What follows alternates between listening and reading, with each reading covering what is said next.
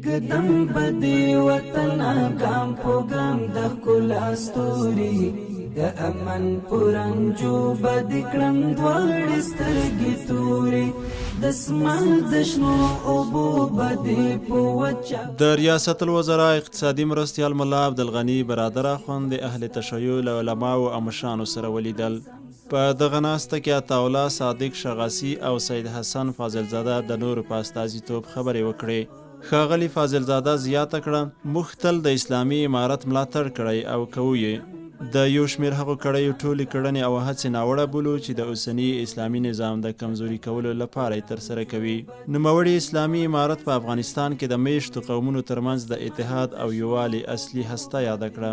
همدارنګه ډاکټر صادق شغاسي ویل د بون کانفرانس د هیواد پر اشغال سربیره د قومي او سمتي تعصبونو اصلي لامل و، خو برعکس د دوحې تړون بیا د هیواد د ازادۍ او د قومونو ترمنځ د یووالي او ورورولۍ لامل بلل کیږي.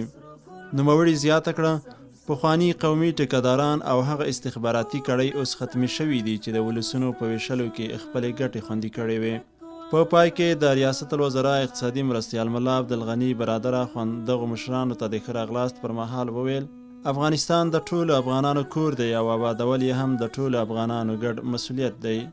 د اسلامي امارت دریځ واضح دی او په هیواد کې د قدرت انحصار نه غواړي. د اسلامي امارت دروازه د افغانستان د هر وګړي پر مخ پرانیستې ده او هر څوک چې افغانستان او افغانانو ته خدمت کوي موږ یې هرکلی کوو. همداراز د ریاست الوزرا اقتصادي مرستیال زیاته کړه د هیوادوالو هوساینه او اقتصادي ثبات د حکومت له مهمو پروګرامونو او لومړیتوبونو څخه دی چې په دې برخه کې به خپلو هڅو ته دوام ورکوو.